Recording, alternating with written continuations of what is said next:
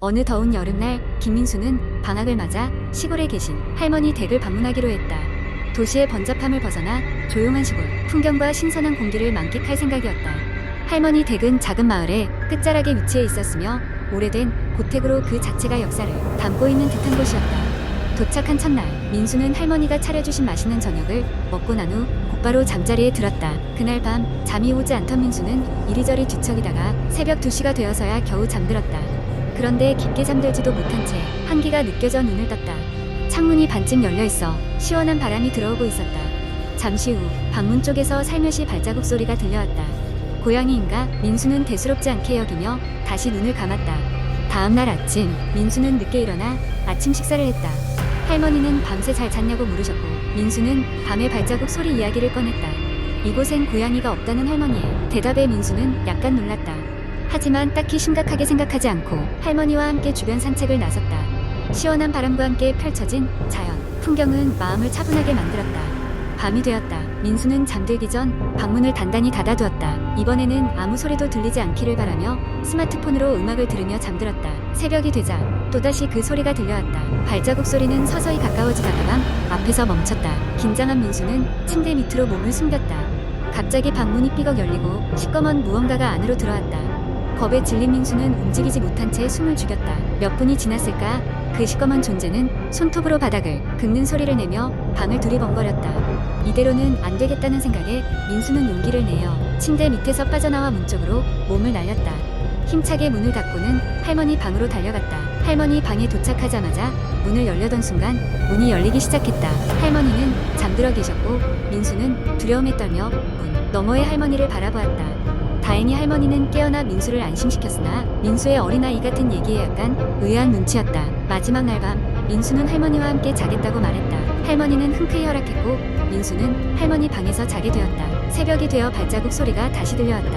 이번엔 할머니도 깼고 둘은 서로를 바라보며 소리가 어디서 나는지 확인했다. 할머니는 손전등을 챙겨 방 밖으로 나갔다. 민수는 할머니 곁을 따라다니다 마당 한쪽에 서 있는 그림자를 발견했다. 할머니는 뭔가 읊조리기 시작하셨고 그림자는 점점 사라지기 시작했다. 민수는 할머니가 오래전부터 이 집에 무언가가 있다며 신경 쓰셨다는 사실을 늦게야 알게 되었다. 그러나 할머니는 이를 극복하는 법을 아셨던 것이다. 저건 그냥 길 잃은 혼령일 뿐이란다. 할머니는 민수를 안심시켰고 민수는 혼령들의 존재가 놀랍지만 이상하게도 두렵지 않았다. 서울로 돌아가는 날 민수는 할머니에게 다음 휴가 때도 또 오겠다며 인사를 드렸다. 이번 시골 방문은 과거와 다른 의미로 남았다. 할머니의 평온한 일상 속엔 이런 비밀이 숨어 있음을 알았고 그는 할머니를 더욱 존경하게 되었다. 돌아오는 기차 안에서 민수는 시골에서의 특별한 경험을 생각하며 잠이 들었다. 이 이야기가 진실인지 그리고 그 집에 지금도 여전히 그 존재가 찾아오는지는 아무도 알 수 없다. 다만 민수에게는 잊지 못할 여름으로 남아있을 뿐이다.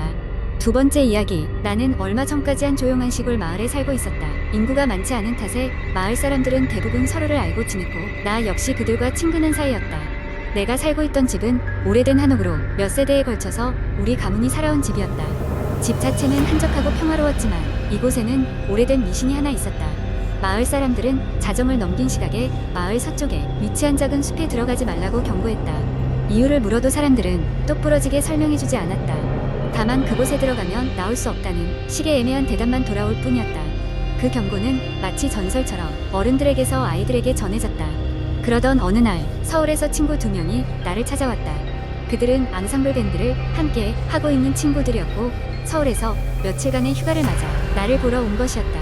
우리는 낮 동안 마을 근처 계곡에서 수영도 하고 숲속 산책도 하며 즐거운 시간을 보냈다. 저녁이 되자 우리는 내 집에서 함께 저녁을 먹으며 술을 마시기 시작했다. 술이 조금 들어가자 친구들 중 한 명이 그 미신 이야기를 꺼냈다. 들어봤어? 그 얘기 자정 넘으면 숲에 들어가면 안 된다는 거. 나는 웃으며 그러지 말라고 했지만 친구들은 모험심에 들떠 있었다. 결국 호기심을 이기지 못한 우리는 시계를 보며 어두워진 밤을 노렸다. 괜찮겠지라는 생각으로 우리는 자정이 되자 손전등 하나를 가지고 숲으로 향했다. 그날 밤은 달이 없어서 숲은 더욱 어두웠다. 길을 걸으며 우리는 술기운에 그저 웃고 떠들며 점점 깊은 곳으로 들어갔다. 그때까지는 아무 일도 일어나지 않았다. 그러나 시간이 지나자 주변 공기가 서늘해지고 이상한 느낌이 들기 시작했다. 숲속이 너무나 고요했다. 바람 소리도 벌레 소리도 들리지 않았다. 갑자기 앞에서 걷던 친구가 소리를 질렀다. 우리는 당황해서 손전등을 비추었지만 그곳에는 그냥 나무들밖에 없었다. 친구는 뭔가 보았다며 계속해서 벅에 질린 목소리로 주위를 살폈다. 우리는 무언가 잘못되었다고 느꼈고 서둘러 길을 돌아가기로 결정했다.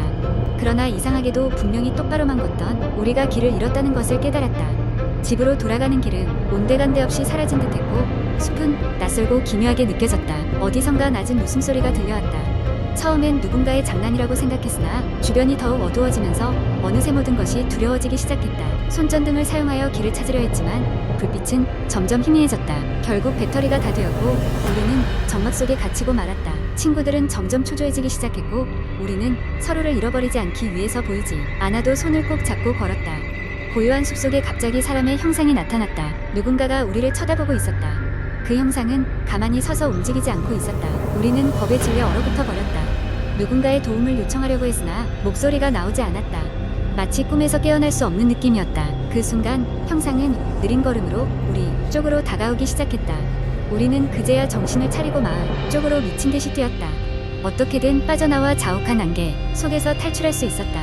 결국 우리는 숲을 빠져나와 다시 집 앞에 도착했을 때가 새벽이 가까워졌을 때였다. 다시는 그런 미친 짓을 하지 않겠다고 맹세하며 서로를 확인하고 안도의 한숨을 쉬었다. 마을의 미신은 그저 이야기가 아닌 것을 깨달았다.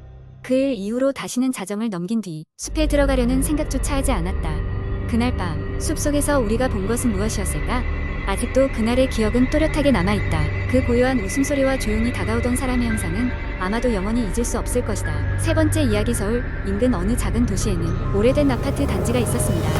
1970년대에 지어진 이 아파트는 시간이 지나면서 많은 사람들이 떠났고 그로 인해 빈집도 많아졌습니다. 그러나 저렴한 임대료 덕분에 몇몇 세입자들은 여전히 그곳에 머물러 있었습니다. 이 아파트 단지에서는 이상한 소문들이 떠돌곤 했습니다. 특히 13동 7층 708호는 아무도 들어가려 하지 않는 집으로 유명했습니다. 이 아파트에 처음 이사 온 지 얼마 안 된 젊은 부부 제이와 민수는 그 소문에 대해 들어본 적이 없었습니다.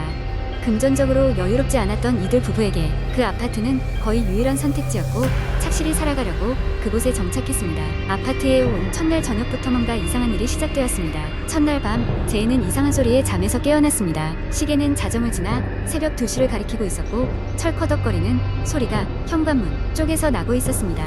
깜짝 놀란 마음에 민수를 깨웠지만 민수는 문을 확인하다가 문제가 없는 것 같다며 다시 잠을 청했습니다. 불안함을 느꼈지만 무서움을 견디며 제이는 잠에 들려고 했습니다. 다음 날이 되어도 그 소리는 멈추지 않았습니다. 이상한 발자국 소리가 집안 곳곳에서 들렸고 덜컹거리는 소리도 점점 더 선명해졌습니다. 마치 시멘트 바닥 위를 맨발로 걷는 소리처럼 들렸습니다. 제이는 점점 겁이 나서 집안에 무언가 문제가 있을 거라는 걱정이 머릿속에서 떠나지 않았습니다.